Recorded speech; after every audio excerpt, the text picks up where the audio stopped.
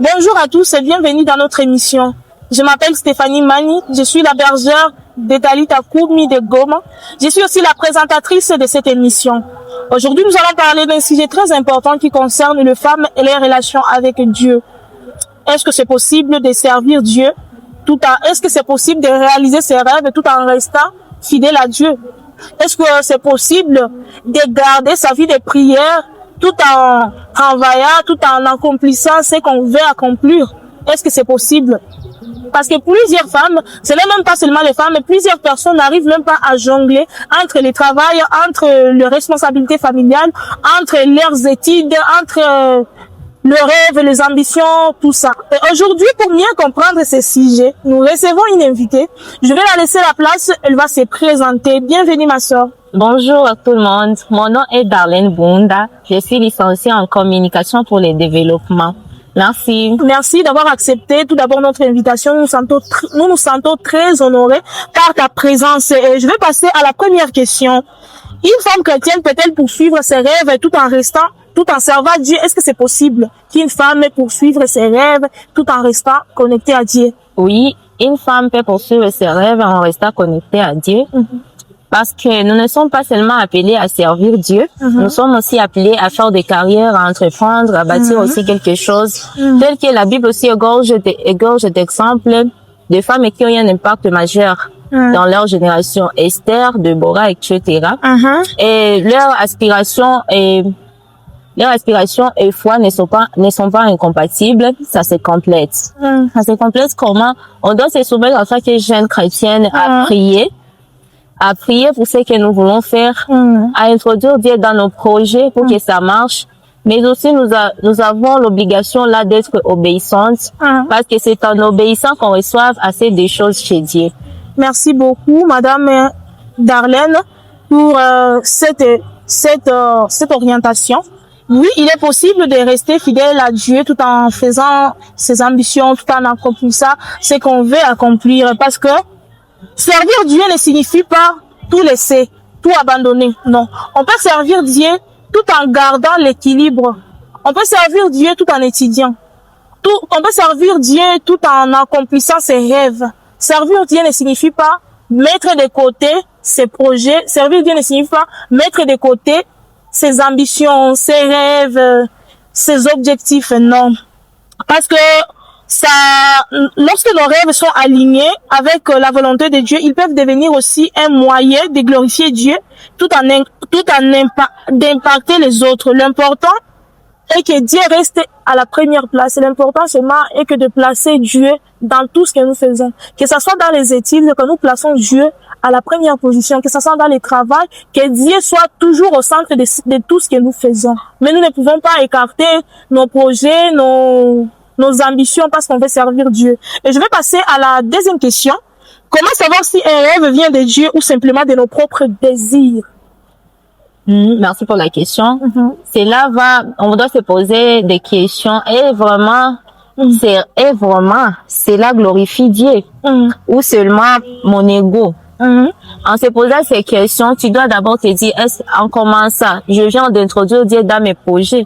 En commençant, j'ai d'abord parlé à Dieu de ces projets. Comment je vais commencer? Comment je vais faire? Est-ce qu'il a accepté? Est-ce que je me lance dans ce genre de projet?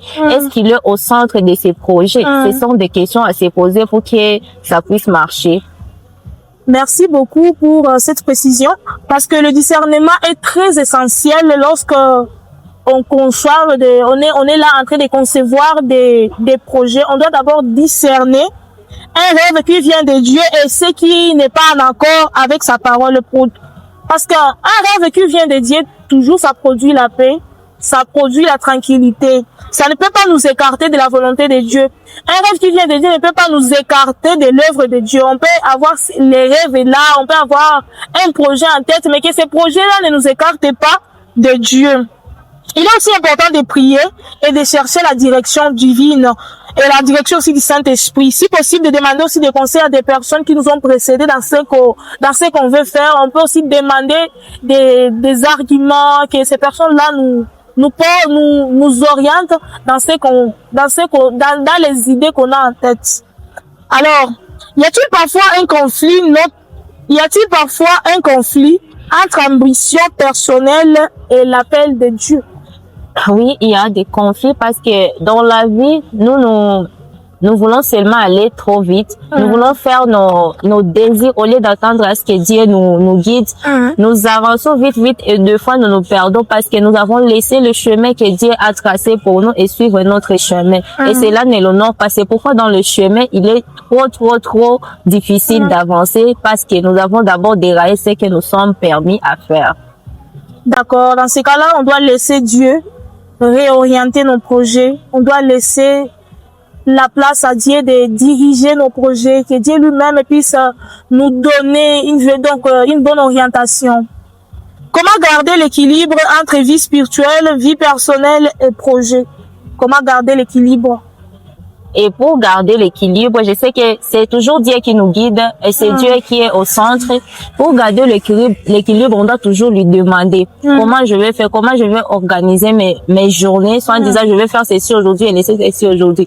Dieu d'abord est toujours au centre. On doit maintenant introduire nos projets chez lui, mais pas Dieu dans nos projets. Parce que c'est bien lui qui est au centre. Et une fois nous voulons faire de nos mieux, lui aussi, nous allons lui laisser quelque part et nous avançons sans lui. L'équilibre se construit tout en donnant la priorité à Dieu. Nous devons savoir c'est quoi notre priorité. Et la priorité, ça a toujours été Dieu. Dieu doit être au centre de tout ce que nous faisons. Dieu doit prendre la première place. Nous devons garder une vie de prière.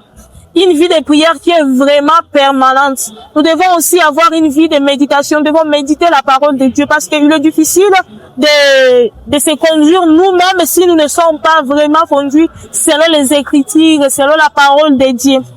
Aussi, nous devons trouver aussi des temps qui sont réguliers à passer dans la présence de Dieu. Des temps qui sont réguliers, non seulement à passer le temps à l'église, mais aussi nous devons aussi chercher notre propre moment, donc c'est les instants là à passer nous-mêmes dans la présence de Dieu en parlant avec Dieu, en parlant avec le Saint-Esprit. Et c'est là que nous allons recevoir des instructions, nous allons recevoir des directions qui viennent de Dieu. Il faut apprendre à bien gérer son temps.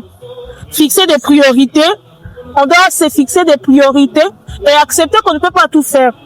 Accepter qu'on ne peut pas tout faire. Donc, tout ne peut pas se passer au top. Tout ne peut pas se passer comme on le veut. Il y a des choses qui peuvent arriver. On peut avoir un projet. On a mal fait.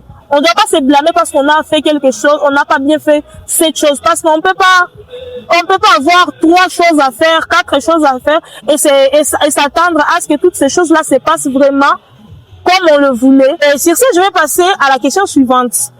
Est-ce que servir Dieu signifie forcément renoncer à ses ambitions? Est-ce que quand on se dit que je vais servir Dieu, là je vais me concentrer sur Dieu, est-ce que cela peut nous pousser à abandonner nos ambitions? Est-ce qu'on peut abandonner ces projets parce qu'on veut, soi-disant qu'on veut servir Christ? Merci pour la question. Dieu nous appelle toujours à réussir. Et Dieu veut toujours notre réussite. Parce qu'il est toujours là, il nous dit de demander. Il ne nous dit pas de demander parce qu'il ne va pas nous donner. Il nous dit de demander parce qu'il veut nous voir réussir. C'est pourquoi on va pas renoncer à nos projets, à nos désirs, parce que Dieu nous a appelés. Mais Dieu nous dit de bien faire et bien choisir quand et comment et pourquoi, pour que nous ne puissions pas aussi abandonner ce qu'il nous a recommandé. C'est pourquoi on ne va jamais renoncer à nos désirs, mais aussi on va pas dérailler à ce que Dieu nous a demandé, à ce que Dieu nous a donné, à ce que Dieu nous a dit de faire pour lui servir. On doit rester permanente dans nos prières, dans nos méditations pour que nous ne puissions pas encore tomber dans de mauvaises choses, dans des choses que Dieu ne nous a pas, dans des choses que Dieu n'avait pas mis dans nos chemins. D'accord, merci beaucoup, Madame Darlene. Ce qui est là, je vais aussi ajouter quelque chose. Dieu ne nous demande pas d'abandonner ce qu'on fait. Tel que tu l'as dit, Dieu veut qu'on réussisse dans tout ce que nous faisons. Mais si c'est là, c'est la volonté de Dieu. Parce qu'il y a quelque chose, donc, la volonté de Dieu, vraiment, on peut pas comprendre la volonté de Dieu. Parce qu'il arrive des moments où on échoue, on rencontre des difficultés dans des choses que Dieu lui-même nous a appelées. Dieu t'a appelé il t'a donné un ministère, Dieu t'a donné des choses à réaliser. Mais dans ces choses-là que Dieu lui-même t'a appelé, tu rencontres des difficultés, tu rencontres des problèmes. Alors, on peut échouer, et c'est la volonté de Dieu. Tout comme on peut réussir aussi, c'est la volonté de Dieu. Mais cela ne dit pas qu'on doit tout abandonner, tout laisser parce que on veut servir Dieu, non. Parce que Dieu lui-même veut qu'on réussisse, comme il a toujours dit, comme il est écrit dans la parole de Dieu, que dans Jérémie 29:11, j'ai toujours aimé ces versets parce que vraiment j'aime ces versets. La parole de Dieu nous dit ceci, que car je connais les projets que j'ai formés sur vous, les projets de paix et non de malheur. Dieu, il a de bons projets pour nous. Les projets que Dieu il a pour nous, ce ne sont pas des projets d'échec. Ce ne sont pas des projets d'humiliation. Ce ne sont pas des projets des projets qui peuvent faire en sorte qu'on soit négligé. Donc Dieu, il a des bons projets, des vrais et des bons projets.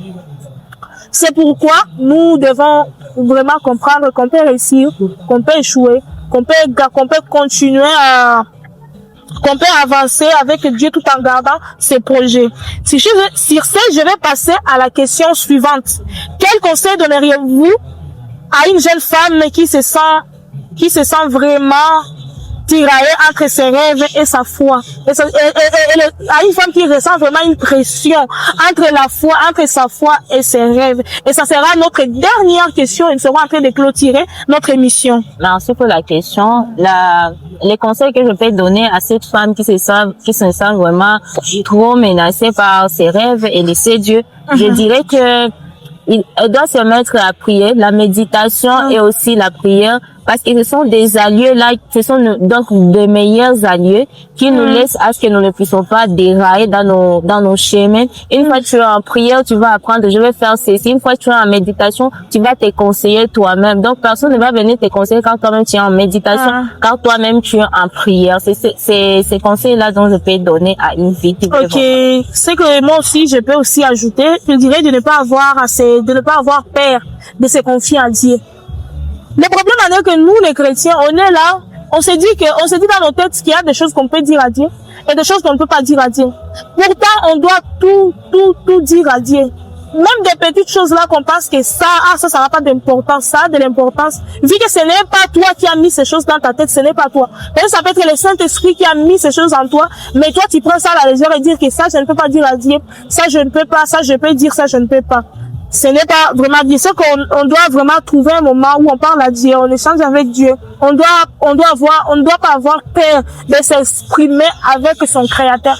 Dieu n'est pas celui qui a beaucoup de personnes autour de lui, genre, j'aurais peur que Dieu m'attende, j'aurais peur que Dieu m'écoute en train de dire ceci. Non. Dieu, il est là. Il nous prête oreille. Il est celui, on peut parler avec Dieu, mais Dieu, lui, ne peut pas juger nos projets. Dieu ne peut pas vraiment dire que c'est moquer de nos projets. Il est là, il nous écoute. Il veut qu'on crée vraiment cette intimité-là avec lui, qu'on parle avec lui de tout et de rien, même des choses qu'on peut penser que ça n'a pas d'importance. Approchez-vous de Dieu. Approchez-vous de lui et parlez avec lui de tous nos projets. Qu'elle ne voit pas aussi sa foi comme un obstacle, mais comme un fondement qui lui permettra de bâtir un avenir qui est solide, un avenir qui est vraiment consistant. Parce que on ne peut rien faire sans Dieu, on ne peut rien accomplir si on n'est pas vraiment dirigé avec Dieu. Notre foi n'est pas comme, ce n'est pas un obstacle qui peut nous mettre des limites dans nos projets, dire que je vais laisser de côté ma foi et avancer d'abord dans mes projets, après je reviendrai dans ma vie de prière, après non. Nous devons continuer, nous devons continuer à faire nos projets tout en gardant notre foi avec, parce qu'avec Dieu, il est possible de rêver grand tout en restant fidèle à Dieu. Avec Dieu, il est possible d'accomplir des grandes choses, dans notre société, dans notre famille. Merci beaucoup de nous avoir suivis dans notre émission.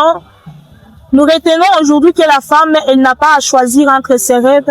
Nous retenons aujourd'hui que la femme, elle n'a pas à choisir entre sa foi ou ses projets. Par contre, si elle place Dieu au centre de tout ce qu'elle fait, si elle met Dieu comme sa priorité dans ses projets peuvent devenir quelque chose qui peut vraiment glorifier Christ, quelque chose qui peut influencer les autres à venir auprès de Christ. Merci beaucoup. Nous espérons que cette émission vous encouragera à avancer avec votre foi, sagesse et confiance en Dieu. À très bientôt pour notre prochaine émission.